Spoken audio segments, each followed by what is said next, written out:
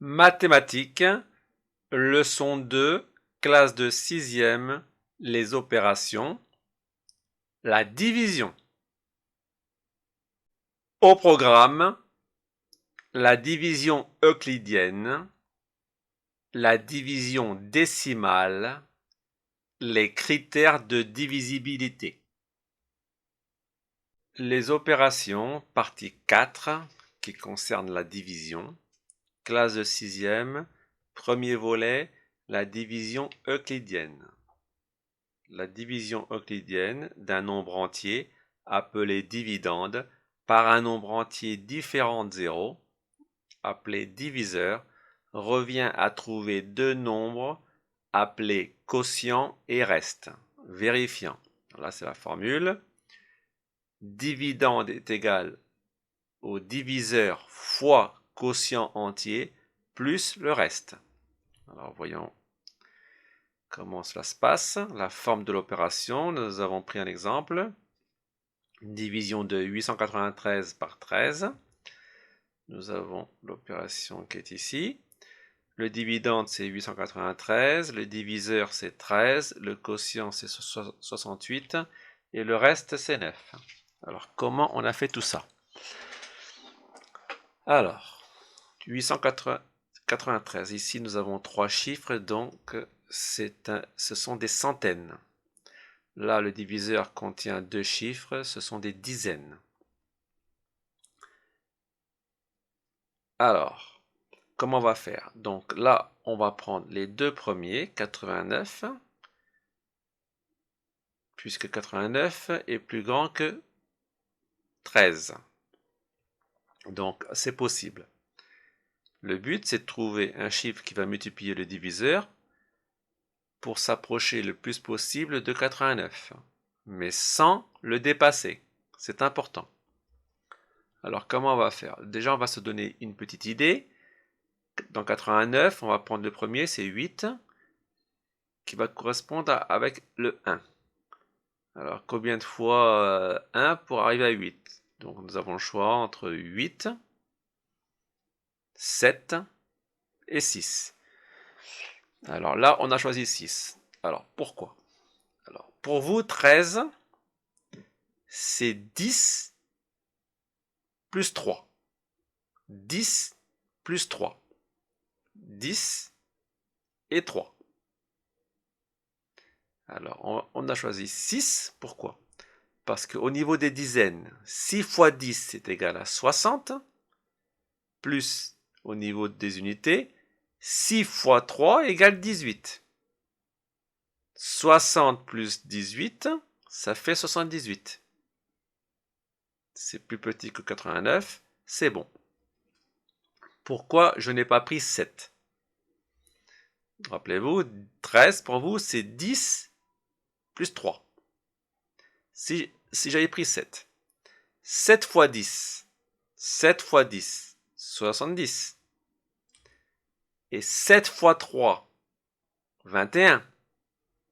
70 plus 21, 91. Je dépasse 89. Et c'est pas possible. C'est pour ça qu'il fallait mettre le 6. Alors 6 fois 13, ça fait 78.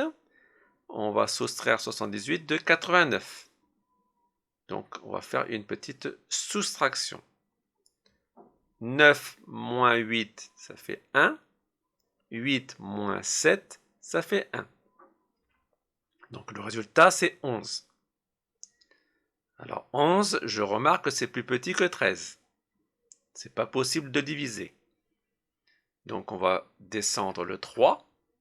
Ça devient 113. Donc le but, c'est de trouver un chiffre qui va multiplier le diviseur, qui va s'approcher le plus possible de 113, mais sans le dépasser. Alors, pour nous donner une idée, ici 89, on avait pris le 8 et le 1, on avait choisi le 6. Là, dans 113, on va prendre le 11 et le 1. Alors, le 11 et le 1, donc c'est 8. Alors, on va faire pareil. Pour vous, 13, c'est 10 plus 3. 10 plus 3, je répète. Donc, j'ai choisi 8. Pourquoi? Parce que 8 fois 10, 80. Plus 8 fois 3, 24. 80 plus 24 est égal à 104. 104 est plus petit que 113, c'est bon, on ne dépasse pas. Alors pourquoi il ne faut pas mettre 9? On va faire le test. 13, c'est 10 plus 3, n'oubliez pas. Si j'avais pris 9, là c'est un exemple. 9 fois 10, 90. Et 9 fois 3, 27. 90 plus 27 est égal à 117. 117 est plus grand que 113, c'est pas possible. Ce n'est pas possible. Donc c'est pour ça qu'il fallait prendre 8. 8 fois 13 est égal à 104. Je le mets en dessous avec le signe de la soustraction. Je fais ma soustraction. Alors attention, 113 moins 104. 3 moins 4, ce n'est pas possible. Donc je mets une petite retenue ici. Ça devient 13. 13 moins 4, ça fait 9. Si je mets une retenue ici, j'en mets une ici. Donc là, la retenue ici transforme le 3 en 13. Donc là, il faut revoir la leçon sur la soustraction. Donc la retenue ici, 1, transforme le 3 en 13. Et là, je peux faire 13 moins 4 est égal à 9. La retenue ici, je la mets ici, mais là, ça devient une unité. Donc 1. 1 moins 1, ça fait 0. Et 1 moins 1, ça fait 0. Je ne marque rien. Donc c'est 9. 113 moins 104 est égal à 9. Voilà l'opération finie. Alors, je répète ici la soustraction pour être bien clair. 3 moins 4, c'est pas possible. Le chiffre d'en haut est plus petit que le chiffre d'en bas, c'est impossible. Donc je vais mettre une retenue, un petit 1 ici. Et si je mets un petit 1 ici, je le mets aussi là. Alors le 1 ici va transformer le 3 en 13. 13 moins 4, c'est possible, ça fait 9. Le 1 ici ne va pas transformer le 0 en 10, mais il va faire que 1 plus 0, ça fait 1. 1 moins 1, ça fait 0. 1 moins 1, ça fait 0. C'est pour ça qu'on trouve 9. Voilà pour l'explication. Je vérifie la formule.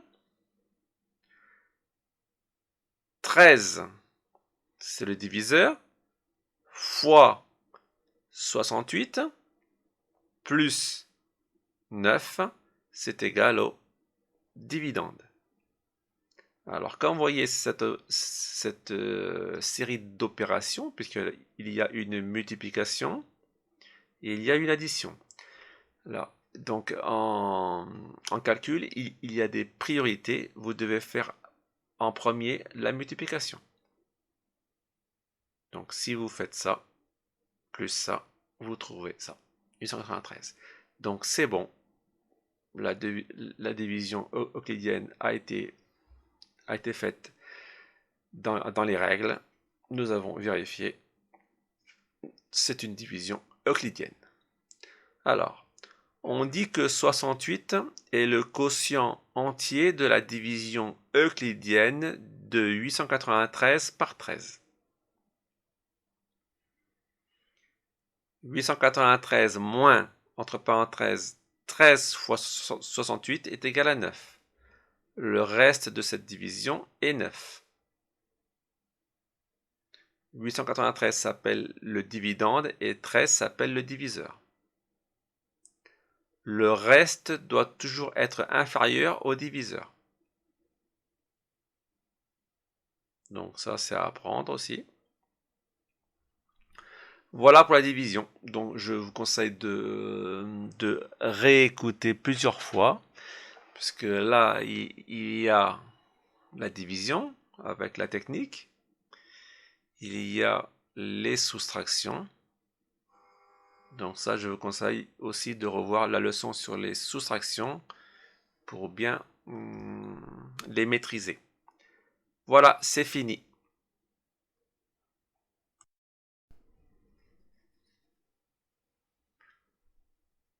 Les opérations partie 4, toujours consacrées à la division. Classe de 6e, deuxième volet, la division décimale. Alors, on appelle quotient de A par B le nombre qui multiplié par B donne A. Ce nombre est appelé le quotient du dividende par le diviseur. La formule dividende est égal diviseur fois quotient. Donc c'est ça qu'il faut retenir absolument. La forme de l'opération. On a pris un exemple, division de 75,8 par 4. Alors là nous avons l'opération. Nous avons le dividende, 75,8. Nous avons le diviseur, c'est 4. Nous avons le quotient. Et nous avons le reste. Donc, alors on va diviser. Donc, il y a 75,8 et il y a 4. Donc, on va prendre le 7, parce que le 7 est plus grand que le 4. Ce sont deux chiffres qui correspondent. Donc, là, c'est facile. On va prendre 1 fois 4, ça fait 4. Et on va le soustraire au 7. 7 moins 4 est égal à 3. Donc là, je me suis occupé du 7. Donc, trouver un chiffre qui va multiplier le diviseur pour se rapprocher le plus possible sans dépasser du chiffre du dividende. Donc, 1 fois 4 est égal à 4. On va le soustraire de 7. 7 moins 4 est égal à 3. 3 est plus petit que 4, donc il faut que j'abaisse le 5. Ça devient 35. Il faut que je trouve un chiffre qui va multiplier 4 pour se rapprocher le plus possible de 30. C'est 8. Pourquoi? Parce que 8 fois 4, 32. On ne dépasse pas le 35. 8 fois 4, 32. Je vais le soustraire à 35. 5 moins 2, 3. 3 moins 3, 0. J'ai le 3. Donc il est plus petit que 4. Je dois descendre le 8. Et le 8 se trouve derrière la virgule. Donc quand on le descend, on met la virgule ici. Alors, nous avons 38. Il faut que je trouve un chiffre qui va multiplier le diviseur et qui va se rapprocher le plus possible sans le dépasser de 38. Alors c'est 9. Parce que 9 fois 4, 36. Donc 38 moins 36, ça fait 2. Donc là, c'est encore une fois une soustraction. 8 moins 6, 2. 3 moins 3, ça fait 0. Il reste 2. Donc là, 2 est plus petit que 4. Là, il n'y a rien, mais c'est comme s'il y avait un 0. Donc 75,8 ou 75,80, c'est la même chose. Donc pourquoi je rajoute 0? Parce que je pourrais après le diviser pour finalement avoir un reste de 0. Ce n'est pas obligatoire, mais là c'est le cas. Le 2, j'abaisse le 0. Donc il faut que je trouve un chiffre qui va multiplier le diviseur pour être le plus proche, ou alors carrément être l'égal de 20. Donc c'est 5. 5 fois 4, 20. Donc je le soustrais à 20. 20 moins 20, ça fait 0. Le reste est 0. La division est finie, est terminée. Donc, à noter que le reste peut être différent de 0. On obtient une valeur décimale approchée. Donc là, nous avons pu arriver au reste 0. Mais il se peut que le reste ne soit pas égal à 0. Donc là, on laisse l'opération terminée. Alors, vérification, 75,8 est égal au diviseur fois le quotient est égal à 4 fois 18,95. C'est bon, c'est vérifié. Donc la division a été bien faite. Voilà pour la division décimale. Attention à la virgule. Quand on descend le chiffre derrière, tout de suite, on pense à la mettre. C'est fini. Les opérations partie 4, toujours consacrées à la division, classe de 6e. Là, nous allons voir les critères de divisibilité. Alors, les critères de divisibilité par 2, par 5 ou par 6. Alors, un nombre est divisible par 2 si son chiffre des unités est 0, 2, 4, 6 ou 8. S'il finit par 0, 2, 4, 6, 8, on sait qu'il va être divisible par 2. Un nombre est divisible par 5 si son chiffre des unités est 0 ou 5, s'il finit par 0 ou 5. Un nombre est divisible par 10 si son chiffre des unités est 0 ou s'il finit par 0. Très important à connaître par cœur. Les critères de divisibilité par 3 ou par 9. Un nombre est divisible par 3 si la somme de ses chiffres est divisible par 3. Un nombre est divisible par 9 si la somme de ses chiffres est divisible par 9. Enfin, le critère de divisibilité par 4, un nombre d'au moins 2 chiffres est divisible par 4 si ces deux derniers chiffres forment un nombre divisible par 4. Nous allons voir un exemple. 348. Alors 348, je sais que c'est divisible par 2 car il finit par un nombre pair, 8. Il finit par 8. 8 c'est divisible par 2, 2 fois 4. Donc je sais que je vais pouvoir diviser ce nombre-là par 2. Il est divisible par 2. Je sais aussi que 348 est divisible par 3, car la somme des chiffres est divisible par 3. Alors la somme des chiffres, c'est 3 plus 4, 7, plus 8, 15. 15, c'est 3 fois 5, donc c'est divisible par 3. Je sais que ce nombre-là est divisible par 3. Je sais aussi que ce nombre est divisible par 4, car ces deux derniers chiffres sont divisibles par 4. Les deux derniers chiffres, 48. 48, c'est 4 fois 12, donc 348 est divisible par 4. Essayez de vous entraîner en trouvant des nombres qui correspondent aux critères de divisibilité. À apprendre par cœur. Enfin, je vous livre cette information.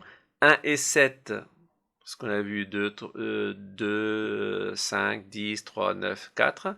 1 et 7 sont des nombres entiers premiers, donc ça il faudra le retenir, qui ne se divisent que par eux-mêmes et par 1. Exemple, la liste c'est 2, 3, 5, 7, 11, 13, 17, 23, 29, 31, 37, 41, 43, 47, 53, 59, 61, 67, 71, 73, 79, 83, 89, 97. Exemple, je vais prendre 11. 11, il n'y a pas de diviseur autre que 1 et 11. On ne va pas trouver 2 fois quelque chose pour trouver 11. Non. C'est 11 fois 1 ou 11 divisé par 11 ou 11 divisé par 1. Donc c'est ce qu'on appelle des nombres entiers premiers. Voilà, c'est fini.